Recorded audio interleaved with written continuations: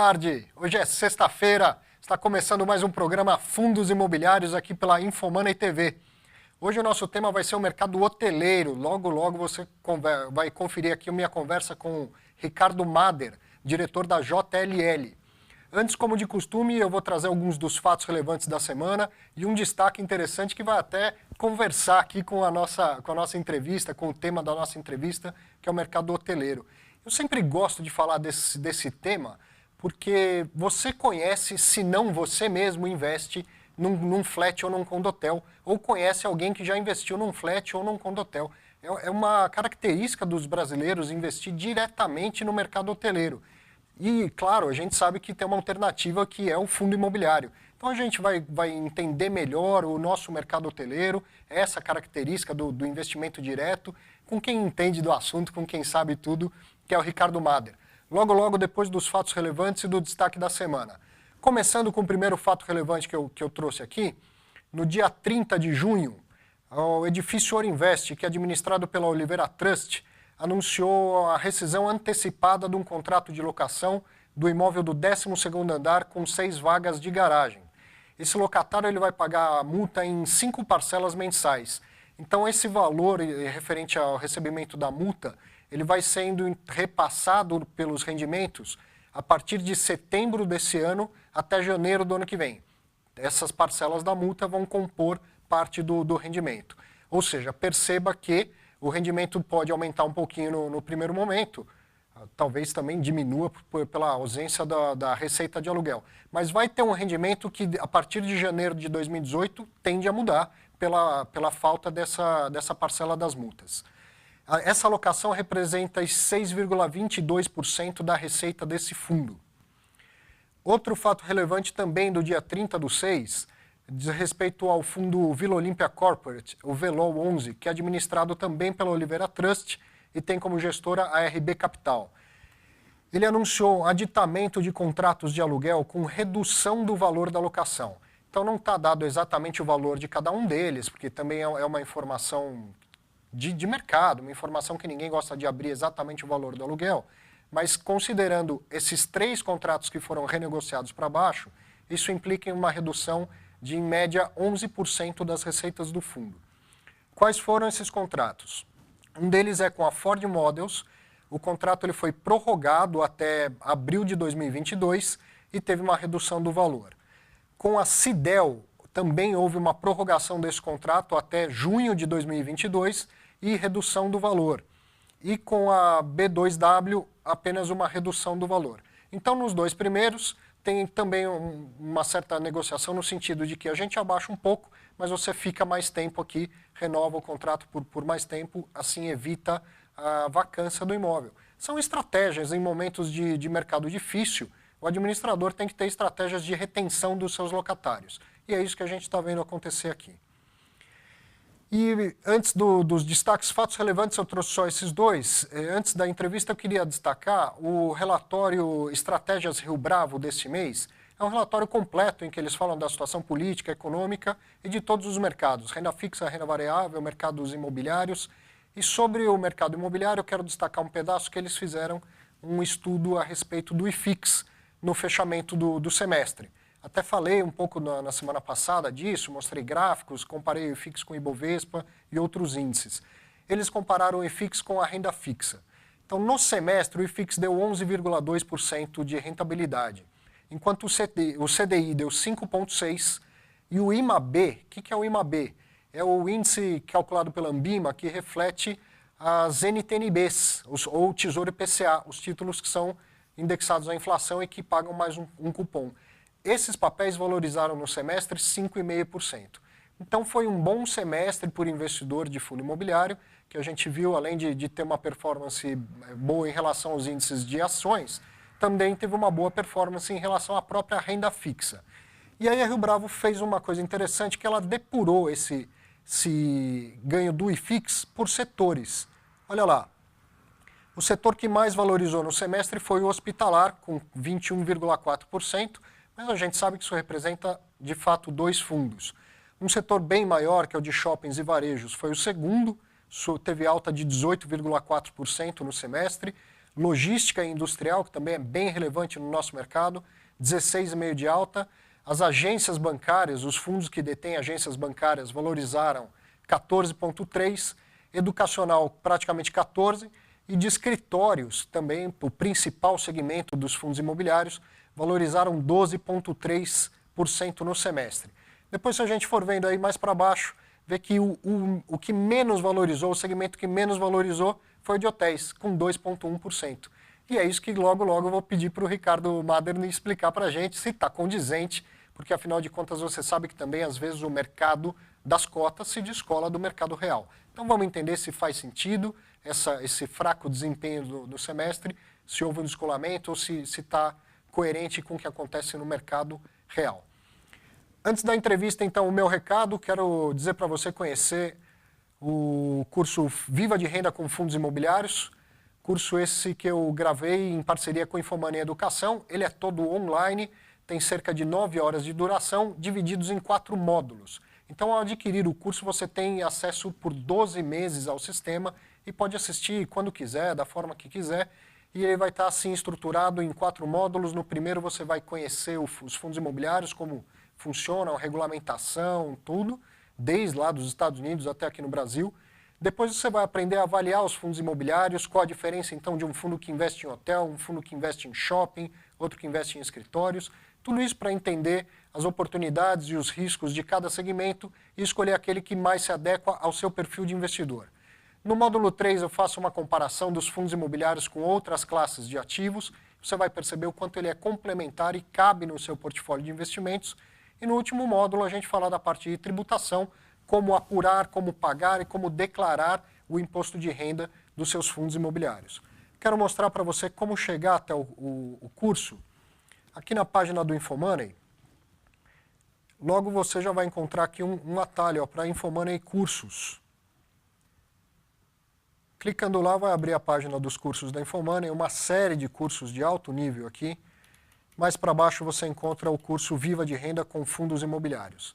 Clicando em Saiba Mais, você vai ter todo o conteúdo programático, como faz para adquirir, enfim, todas as informações que você precisa para se matricular e para fazer o curso.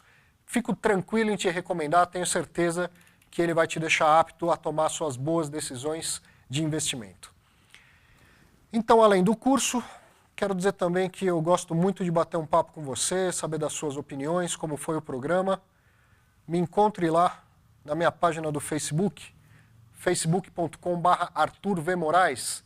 Encontre a página do professor Arthur Vieira de Moraes, me manda um recado, fala, gostou, ficou com alguma dúvida, escreve lá, que é sempre bom ter esse contato com você. Ok? Feita a nossa abertura aqui inicial, hora de conversar com o Ricardo Mader, da JLL. Muito obrigado por ter vindo, viu, Ricardo? Obrigado pelo convite. Sempre muito importante esse conhecimento que vocês trazem, os convidados. Sabe que pode parecer para você uma coisa tão corriqueira que é do seu dia a dia, mas é muito conhecimento que chega lá do outro lado para quem está assistindo. É muito importante para a gente essa abertura para a indústria hoteleira de um canal tão importante como esse. Realmente a gente tem que aproveitar essas oportunidades. Todos nós aproveitamos, e todos nós. Fala um pouco, Ricardo, de você, da JLL, de onde vem todo então esse seu conhecimento da indústria hoteleira? Bom, a JLL é uma empresa global de serviços para o ramo imobiliário. Então, a gente assessora basicamente investidores, proprietários, operadores do segmento imobiliário como um todo, todos os setores do ramo, logística, varejo, escritórios e hotelaria. Uma empresa global, empresa presente em 80 países, capital aberto na Bolsa de Nova York, faturamento de 7 bilhões mais ou menos no ano passado. Quer dizer, bastante importante no segmento. Né? E nós temos dentro de todos os setores, o setor que eu participo, que é o que a gente chama de hotéis e hospitalidade, que engloba outros segmentos, centros de convenções, alguns outros setores que são considerados hospitalidade. E nosso grupo é um grupo de 350 profissionais em 20 países, alguns países com cobertura regional. Né? Então, eu sou diretor para a América do Sul. Então, temos aqui baseado em São Paulo, eu tenho mais uma equipe em Buenos Aires e Santiago, e juntos a gente cobre toda a região. estamos trabalhando em todos os países da América do Sul, acho que com exceção das Guianas. Então, realmente, esse grupo é totalmente focado no segmento hoteleiro, a gente vive e respira hotéis. Eu estou com 33 anos já trabalhando nessa indústria, nunca trabalhei em outra indústria. E sempre interessante, eu nunca trabalhei num hotel. Eu sempre fui assessorando investidores, como auditor, como consultor, e realmente, nesses 33 anos, eu vi a indústria hoteleira brasileira evoluir muito. E consegue circular por todos os segmentos da indústria, justamente. Essa é uma das vantagens de consultoria, né? Você vê de vários ângulos, vários tipos de proprietários, de negócios, de momentos do investimento. Então, realmente é uma experiência que a gente traz para dividir com os nossos clientes, que eu acho que agrega bastante na tomada de decisão deles. Com certeza. Começando sobre a própria indústria mesmo, então, aqui no Brasil, quais são os principais segmentos da indústria hoteleira? E eu tenho a impressão que condotel, que flat é um naco muito grande aqui no Brasil.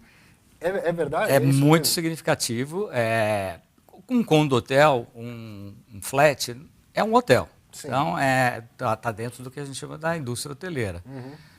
Eu vou detalhar um pouquinho mais, mas, na verdade, a diferença é que é um hotel com propriedade fragmentada, ou seja, vários investidores que compram de 1 a 10 a 20 unidades daquele empreendimento. A diferença que a gente faz de condotel e flat, vamos dizer, foi o começo do produto e é onde é misto. Você tem apartamentos que são operados dentro como um hotel e apartamentos que ficam na mão do proprietário, que ele aluga diretamente ou mora, um familiar mora. Então, é híbrido. Isso foi o começo da evolução. Esse modelo começou nos anos 80, no início dos anos 80, na época da lei do inquilinato pesada e tal. Foi uma forma de driblar essa questão do ajuste dos aluguéis, de tirar inquilino e tudo, mas o produto foi evoluindo.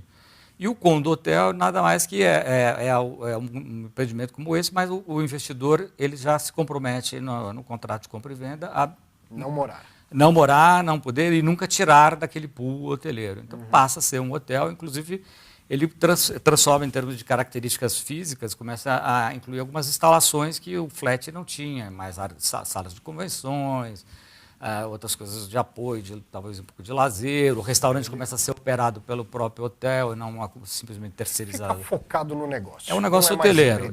Inclusive, acho que o maior diferencial é o tamanho do apartamento. Então, dependendo do segmento daquele produto que está fazendo, ele é um apartamento de 24 metros quadrados, tem condotel para hotel super econômico, que o quarto tem 13 metros quadrados, né?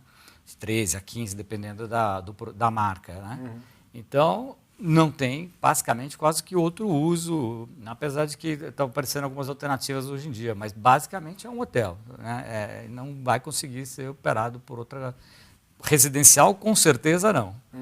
Então, realmente, é um produto mais engessado, mais focado, né? E com menos alternativa de mudança do rumo, né?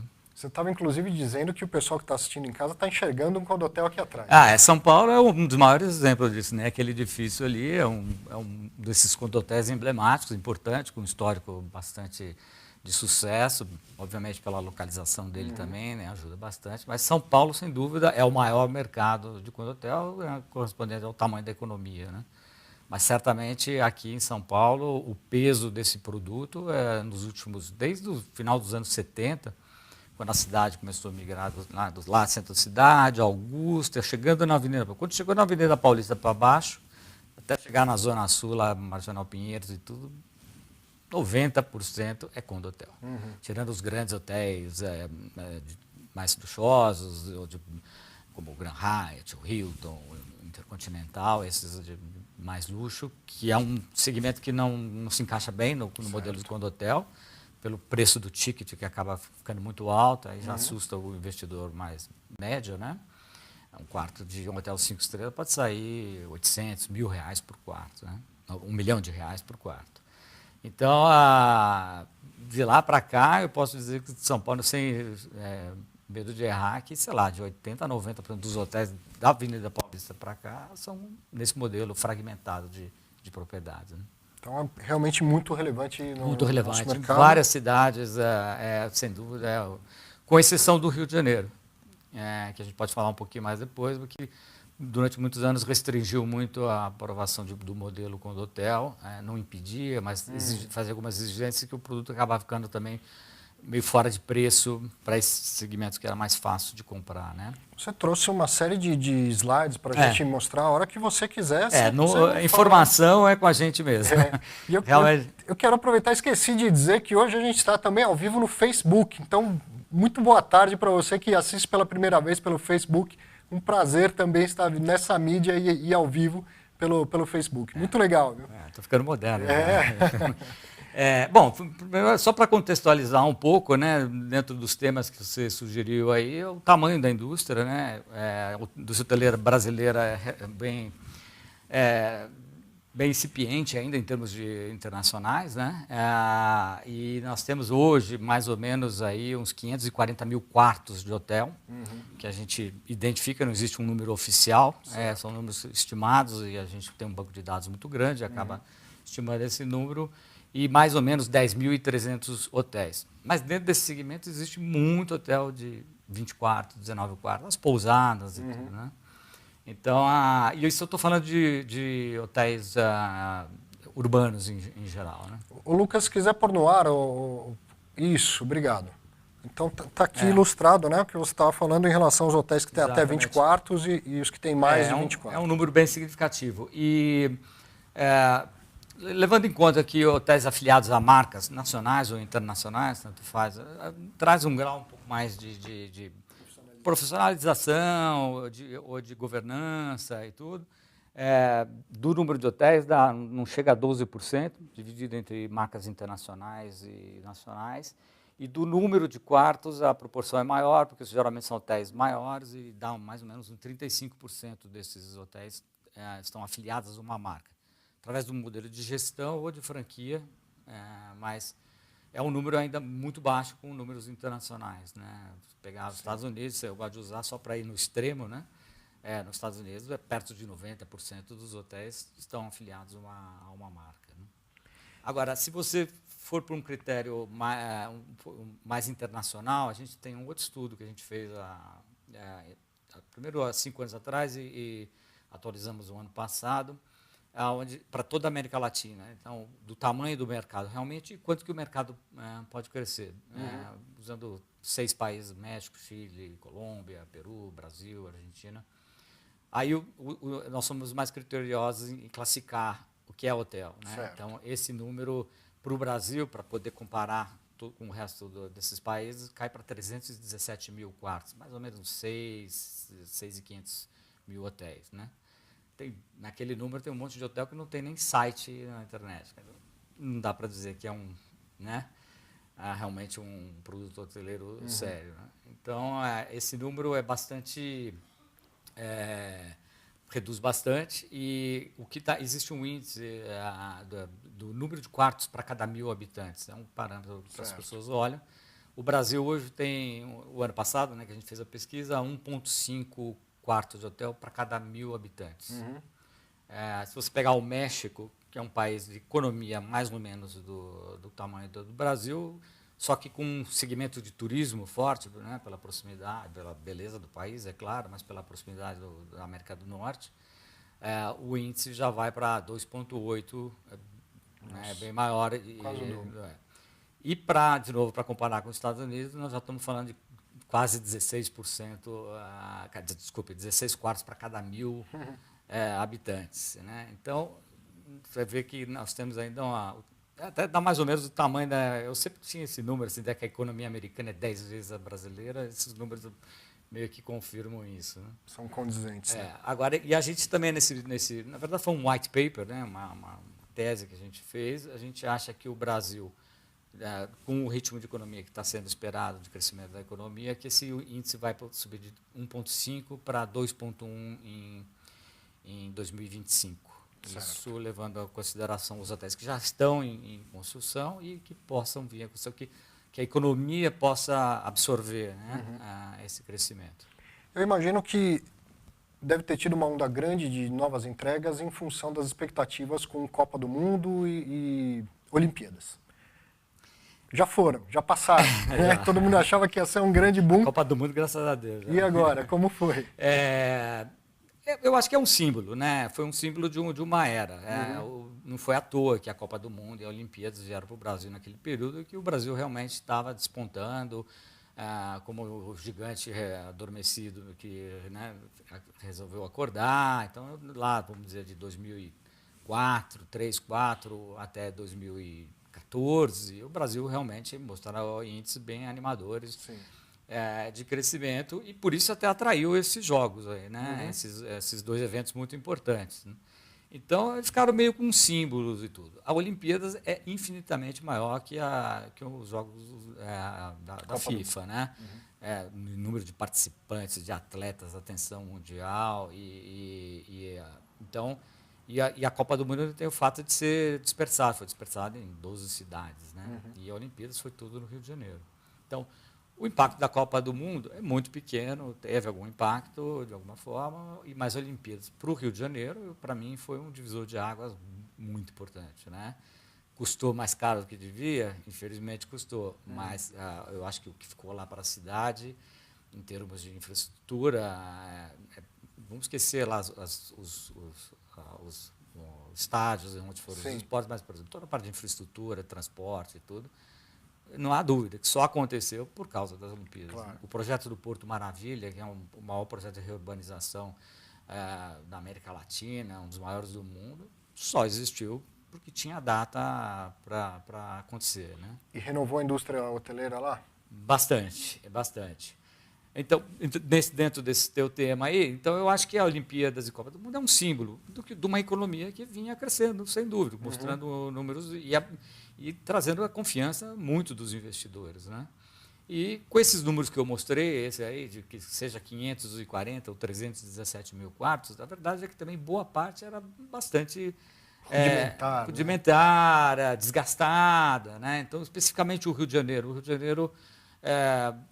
Basicamente estava estagnado no número de quartos há mais de 20 anos. Quase não se abria hotéis no Rio de Janeiro. Então, os hotéis, alguns reformaram e tal, mas era uma hotelaria. Você achar um hotel realmente de qualidade no Rio de Janeiro, de nível internacional, era uma decepção muito grande para os visitantes da cidade. Era a qualidade do parque hoteleiro, que hoje realmente deu um salto bem grande. Mas, sem dúvida, esse período aí, não adianta, a hotelaria está atrelada à atividade econômica. Né? E com essa falta de produtos, realmente isso atraiu. Né? Nesse boom aí da economia, eu me lembro que os investidores que tratavam do tema hoteleiro, que me perguntavam, não se conformavam de maneira alguma que na cidade como São Paulo, até Rio de Janeiro, não tinha um hotel da marca Four Seasons, né? E eu tinha que ficar tentando explicar por que o Brasil não tinha isso, né? A falta de financiamento, tal, credibilidade do setor e tal. Graças a Deus está em discussão, abre o ano que vem, essa resposta não vou ter que mais procurar. Mas, sem dúvida, as pessoas vinham para cá. Está em construção em São Paulo ou no Rio de Janeiro? Não, em São Paulo. Em São Paulo. São Paulo deve inaugurar meados do ano que vem, né? Esse ano abriu um outro hotel de excelente categoria aqui em São Paulo, que é o Palácio Tangará, inaugurou a questão de um mês, sem dúvida o melhor hotel do Brasil, disparado, com características diferentes do Four Seasons, mas em termos de qualidade muito similares. Então, coincidentemente, a cidade de São Paulo está recebendo, aí, depois de muito tempo, 2 hotéis de alta qualidade. Né? Você trouxe, inclusive, dados de quem são os hóspedes, né? Então, de novo, aquela questão um antes, né? Isso aqui? Aquela que é a dependência dos hotéis para o mercado de negócios. Então, nós vamos falar lá do índice que caiu, né? Tudo tem a ver que os hotéis estão realmente passando uma dificuldade muito grande, porque o ritmo da economia despencou. Né? Quando você fala de turismo, não é só aquela viagem de férias, tem o turismo de negócios. Tecnicamente, quando se fala turismo, inclui todo tipo de viagem. Né? Então, focando aí na hotelaria do Brasil, na hotelaria urbana, claro, né? Porque se a gente falar de resort, o grande número é lazer. Né? Sim. Mas mesmo os resorts têm uma dependência grande do mercado corporativo para eventos, reuniões. Então, nos nossos números, a gente tem um track record aí de performance de quase 500 hotéis há 20 anos. Então, a gente tem realmente um acompanhamento da performance desses hotéis e com todas essas características de onde vem o hóspede, qual é o tipo, o que paga e tudo. Né? Então, hoje, 60% dos hóspedes nesses hotéis urbanos é corporativo, empresas, 19% é lazer.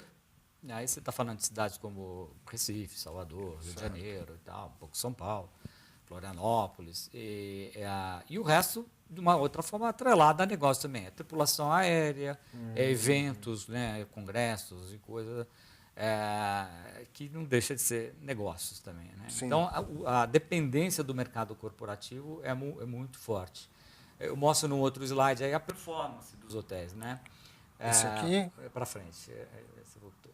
Que é justamente aí. Esse aqui. Exato. Que os dois índices mais importantes da indústria, que é a taxa, muita gente foca muito na taxa de ocupação, mas o índice mais importante é a diária média, o quanto que você cobra em média pelaquele quarto. Que né? é o RevPAR. O RevPAR é a combinação dos dois, é multiplicado por dois. Se um hotel teve diária média de R$100 com 50% de ocupação, o RevPAR dele é R$50. Certo. Né? A multiplicação, basicamente, de um é o revenue outro. per apartment. Revenue per apartment, available apartment, por quarto disponível. Lucro né? por quarto Pelo disponível. total de quartos do hotel e não pelo de quartos ocupados. Okay. Né? A diária média é o total de receita dividido pelos que foram realmente ocupados. Certo. Né? Então, os índices também, acompanhando a economia de 2004 até recentemente, foi só uma ascendência. Né? Chegando no pico de ocupação em 2011, onde a média dos hotéis chegaram a 70%. O que foi isso? Descolou do segmento corporativo e começou a ter a participação mais do individual lazer. Bom, mesmo São Paulo, naquele ano, 2011, que o pessoal estava com um emprego, com uma boa renda e tudo, inflação controlada, o pessoal viajava, vinha assistir shows, teatros, museus para São Paulo, para Rio de Janeiro e outras cidades também, visitar parentes e tal. Pela primeira vez, os dados da Embratur mostravam a queda do número de pessoas que ficavam em casa de parentes quando visitavam e cresceu o número de hotéis, de ficar em hotéis. Então, realmente, os números de passageiros em aeroportos estavam estourando e tudo. Então, isso tinha a ver porque descolou do mercado corporativo, que vinha crescendo também, claro, mas esse mercado ocupou um espaço e, por isso, a média de ocupação, que era histórica, de 55 a 60, foi para 70. Felizmente, durou pouco, né? E já em 2012, a curva mostra, a taxa de ocupação já começou a cair. Porque aí já o brasileiro, 10, 11, né, chegou nesse pico, 12 já o pessoal já começou a preocupar com o emprego e tudo. A diária média fica estagnada, né? A diária média se segurou muito pelo mercado corporativo, que ainda estava aquecido com aquele mercado durante a semana. Então, 12, 13, 14, a diária média ainda subiu, porque durante a semana o mercado estava ativo, mas com menos ocupação. Mas então o RevPAR ainda subiu. Em 2015, que foi que interrompeu essa curva ascendente e o RevPAR começou a cair. Em 2015, nós já temos números que caiu em 2016. A diária fica estagnada, mas os custos aumentam, então aí é o resultado. Né? Aí realmente nós tivemos uma outra... nas margens de resultado dos hotéis, houve essa compressão. Caíram receitas e os custos subiram muito acima da inflação. Né? O exemplo maior é a mão de obra. Né? Os dissídios coletivos nas grandes cidades foram, nesses dois últimos, 2015 e 2016, foram acima de 10%. Né? Então, foi muito bacana. Teve aquele momento que o custo de energia foi muito lá para cima, também talvez o segundo maior. A linha de custos de um hotel é a energia, seguida da mão de obra. Né? Então, realmente, as margens caíram. Então, lá naquele 2011, 12, que as margens chegaram a 35%, é o GOP que a gente chama, né? Que é a margem operacional, é o lucro operacional bruto, o Gross Operating Profit, chegou a nível de 35%, em média dos hotéis, 35% da receita total. 2016 já fechou em 25%. É um impacto muito grande nos rendimentos, né? Então, isso reflete, obviamente, certamente no índice da Rio Bravo. Né?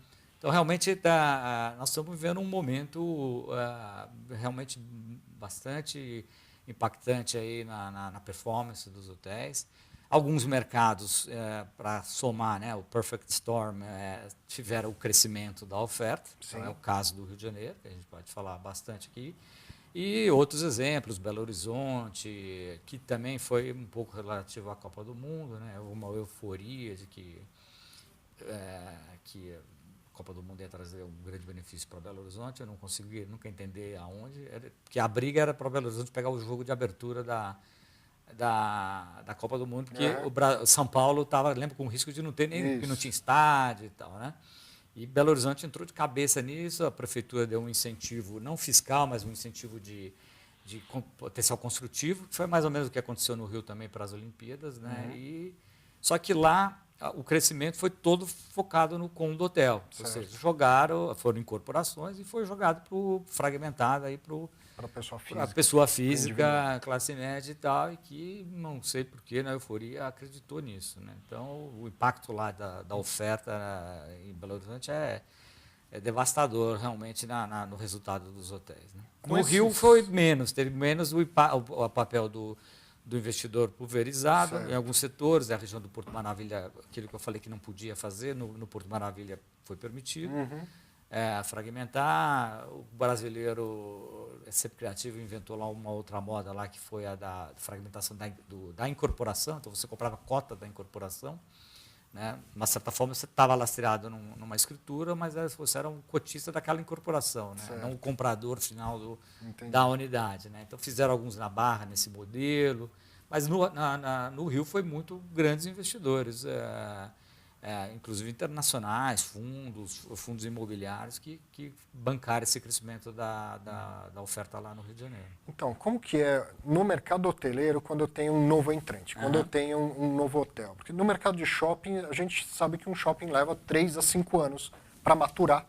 Né? Então, o shopping novo ele tem mais dificuldade de competir com o shopping já estabelecido. E um hotel? Chega um hotel novo, está tinindo, tudo novinho. Ele vai ter mais atratividade do que aqueles já estabelecidos na cidade, ou ele também precisa de um tempo de maturação?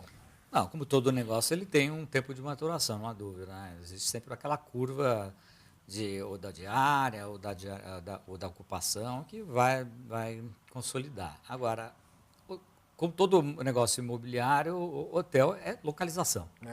Né? Então, depende de como que você está olhando, o tamanho, o espectro, de onde que você saiu para analisar esse mercado. Né?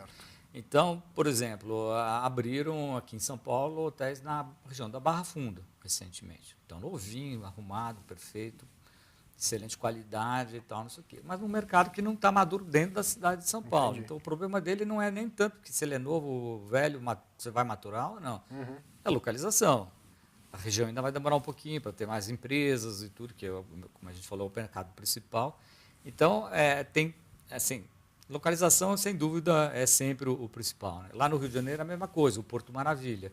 Alguns investidores saíram assim como durante a construção da obra de infraestrutura lá, já começaram a empreender alguns mais pré-escritórios e hotéis. Né? Aquela região hoje foram feitos 5 hotéis. E a região, pela questão lá da indústria do petróleo e tudo, ela não está ocupada. Né? O índice de vacância dos escritórios lá está acima de 70%, número quase que uma cidade fantasma, infelizmente. E você tem 3 hotéis em operação e 2 que nem abriram.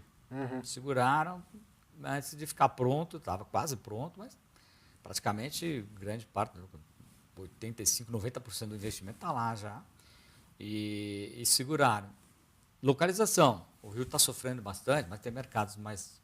Zona Sul tem uma performance, Barra outra, Porto Maravilha outra. Então, Tem a influência, claro, do fato de ser novo e tudo, mas em muitos casos também, dependendo do mercado, o fato dele ser novo é o que diferencia, porque os outros hotéis estão desgastados. Sim. Muito difícil de generalizar a indústria Entendi. hoteleira, né? Quer dizer, não tem aquela resposta pronta como no Não mercado para de shoppings, que nada, eu para falei. nada, para Para os nada. hotéis Você, não é você bem tem assim. tipos de produtos, você tem tamanhos de hotel, perfil, se ele é um hotel com mais infraestrutura de convenções ou é mais enxuto, se ele é voltado para um mercado de luxo, para um mercado mais econômico, ou claro, médio, se ele tem marca, se ele não tem marca, se ele está numa cidade grande, uma cidade pequena. Assim, é muito difícil. É uma indústria complexa. Sim. É uma indústria bastante. Parece que hotel. Existe muito mitos, né, na hotelaria, né? Todo mundo assim, hotel, pô, se é hotel, é um bom negócio, né? É dinheiro. O cara tem um hotel, o cara é um rico, não é possível, né? Não é possível que o cara tenha um hotel e não seja um trilhardário, né? Então, Nem sempre é assim. existem esses mitos aí. E existe também muito ego, né? Todo grande milionário, todo grande sheik, isso aqui tem o seu portfólio de hotéis, não há dúvida, né? Quer ter o melhor hotel da cidade, isso tem muito emocional, não há dúvida, né? Até o sucesso do Condotel é muito disso, porque eu acompanho esse mercado há 30 anos, eu vejo, você viu o perfil do comprador, né? Saiu o casal lá que tinha lá, vamos investir no imóvel, vamos botar lá R$200 mil, alguma coisa e tal.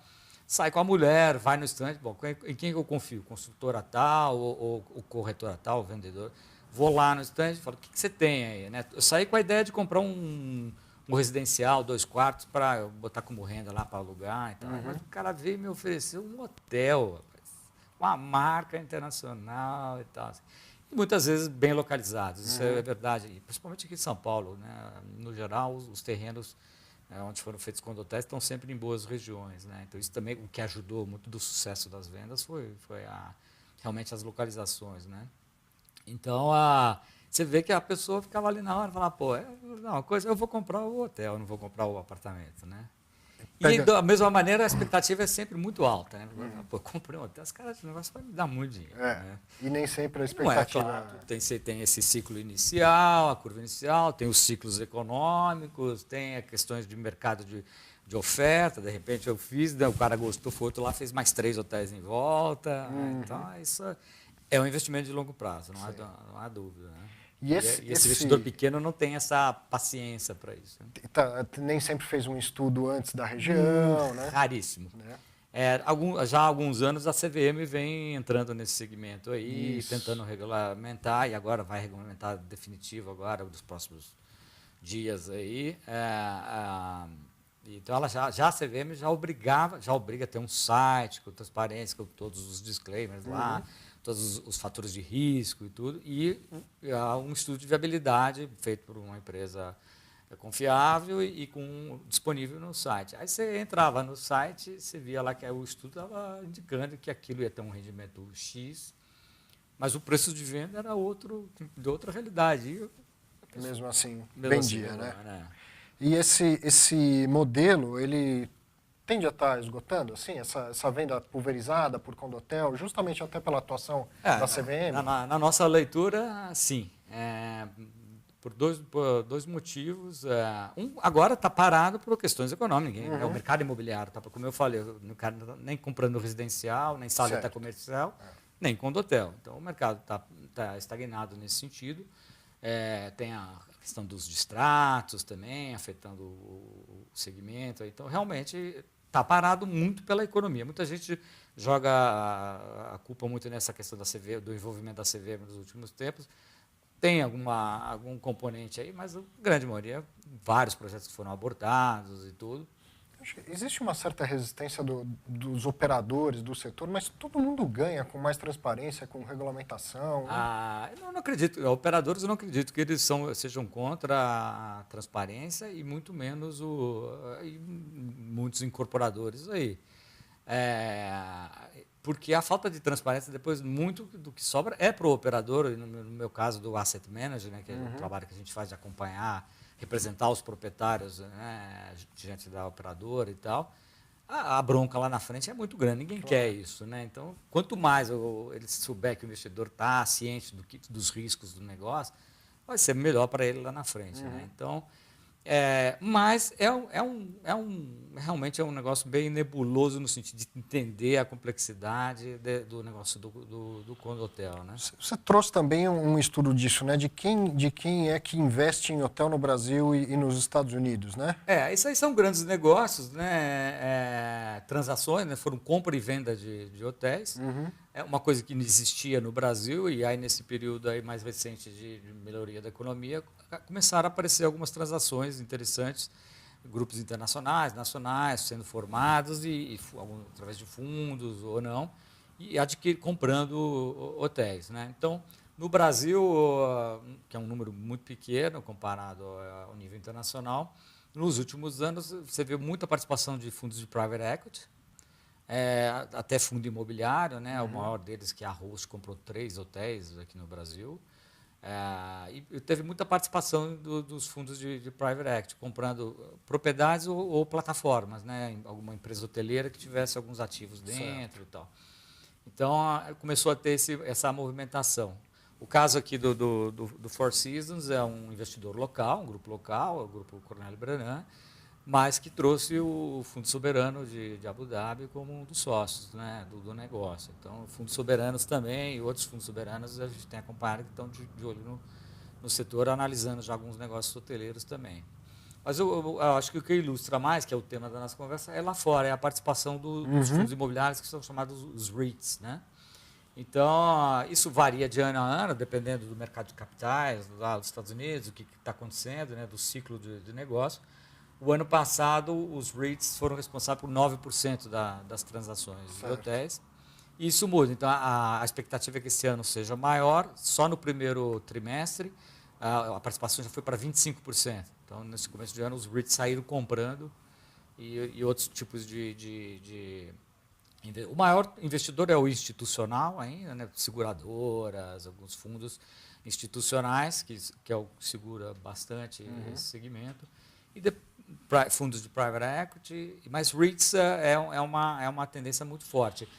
A gente estima lá que dos hotéis afiliados a marcas hoteleiras lá nos Estados Unidos, que eu falei lá, quase 90% de um mercado, já nem sei mais fazer a conta de quantidade de quartos que tem e de hotéis que tem nos Estados Unidos, os REITs controlam 10% do mercado. É uma participação muito Em importante. dólares, você tem uma ideia assim? Não, mas eu te prometo passar isso aí, porque realmente são números bem interessantes. Mas 10% do mercado deve ser uma coisa gigantesca em valores nominais aí, né? Sem dúvida, sem dúvida. E lá esses fundos tendem a comprar grandes hotéis em grandes centros metropolitanos, então tem valores bem altos, né? E o segmento de hotel, vamos dizer, mid-scale, 3, 4 estrelas aí, que tem também um giro muito grande de transações.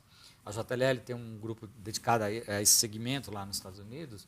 Mesmo isso aí que começou a haver uma consolidação. Então, os grandes fundos começaram a entrar, comprar esse tipo de hotel, mas só que não é dois, é comprar um portfólio de 40, de 60 hotéis, juntava num pacote e montava esse portfólio, e aí o ticket fica um negócio bem grande, né? Muitos brasileiros que vão passar férias em Miami, até em Cancún, devem se hospedar num hotel que pertence a um fundo imobiliário e nem sabe.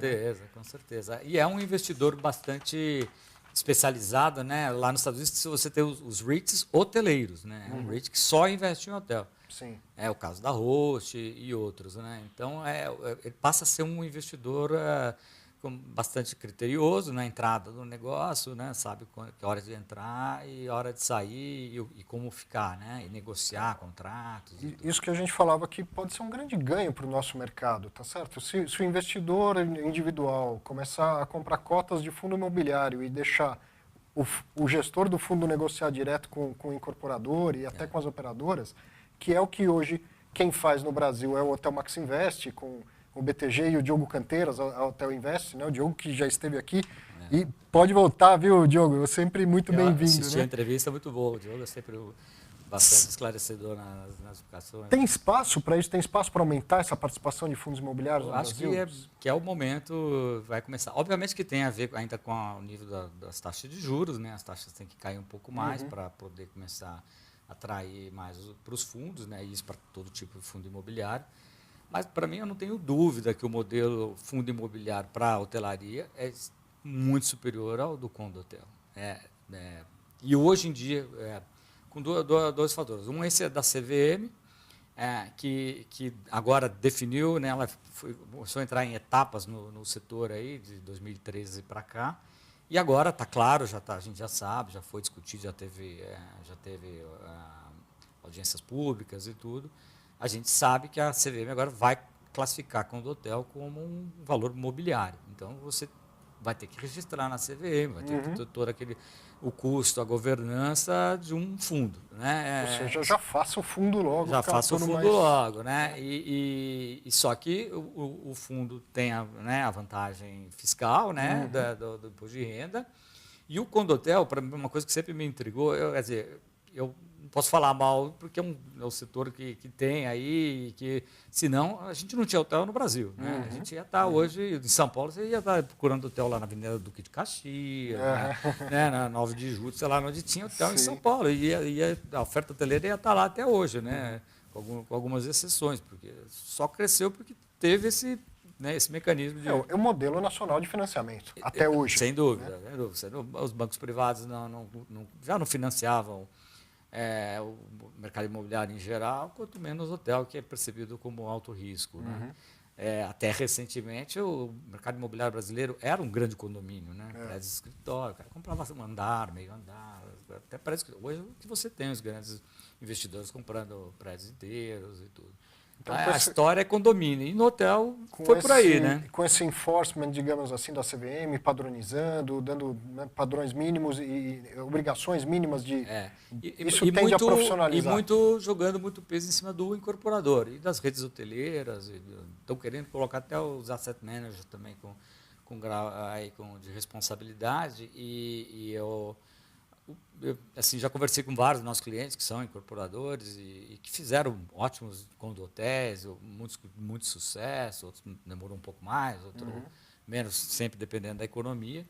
E eu estou sentindo que os incorporadores não viram graça toda essa questão e não estão se sentindo motivados. Né? Acredito que depois de algum ajuste, vão perceber que é melhor para o investidor e que é melhor para o incorporador também negociar com um profissional. Ele vai acabar fazendo o que o negócio dele é fazer, o imóvel, né, ganhar na incorporação, como developer fee. Mas a questão também é outra importante, é a governança. Né? A diferença de governança de um condotel e um fundo imobiliário é... Né, e todo mundo cresce quando tem governança. Né? Todo mundo cresce. Exatamente. Os condotéis, infelizmente, são muito vulneráveis a alguns aproveitadores de assembleia, o número de pessoas que vão em assembleia.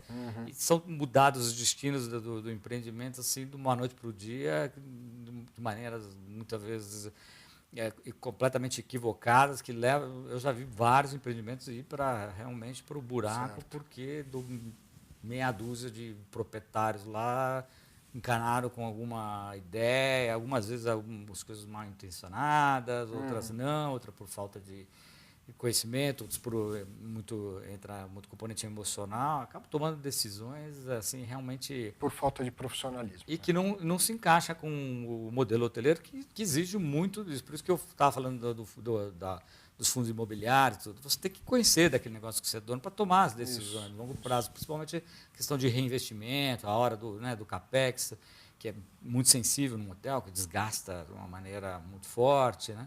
Então, são tomadas de decisões que cabem melhor a um gestor profissional. Então, um cara profissional, um conhecedor. Né? A JLL, tem bem claro que no mercado mundial para onde que está indo a hotelaria. É um tripé. Cada vez mais um investidor qualificado, que entende de hotéis, sabe a hora de entrar, a hora de sair, sabe como negociar contratos, como contratar a operadora, uma franquia, o que seja. Sabe a questão do CAPEX muito bem, qual é a hora de botar e aonde colocar o CAPEX. Né? Então, cada vez mais, isso vai estar em fundos, em grandes investidores, ou fundo imobiliário, ou fundo de private equity e tudo, e com estruturas de asset management próprio e tudo. A outra são as operadoras, cada vez mais crescem as operadoras independentes. Aquela que opera o hotel que for, com a marca que for, desde que esteja credenciada pelaquela marca, E vai aquele que sabe tocar o dia a dia, que sabe como comprar, como contratar funcionário, como comprar material, como fazer, né? Como manter o prédio e tudo. E aí as redes hoteleiras com as marcas e os canais de distribuição. Quer dizer, vão se focar cada vez mais, é muita tecnologia. A gente está vendo muita consolidação no setor, porque para enfrentar aí as famosas OTAs, né, que são as agências online, né, os bookings e decolar da vida, muita gente pensa no Airbnb. O Airbnb é realmente mais um concorrente do setor hoteleiro, que está lá, o setor está prestando bastante atenção, acompanha, vê, mas tem lá, é mais um que entrou para um lugar no sol e está lá, mas não tem o tamanho da hotelaria. O grande problema está na distribuição e nas margens de venda, né? E das comissões que você paga e tudo. Se as margens vão ficando comprimidas, cada vez mais eu preciso de profissionais operando os mercados. E musculatura, né? Por isso que você está vendo a consolidação, né? O ano passado foi concluída a fusão da Marriott. A Marriott basicamente comprou a Starwood, mas é uma fusão. Passou a ser a maior empresa hoteleira do mundo, ultrapassou a Hilton. Mas, sim, objetivo número 1, como ter poder de barganha com as OTAs.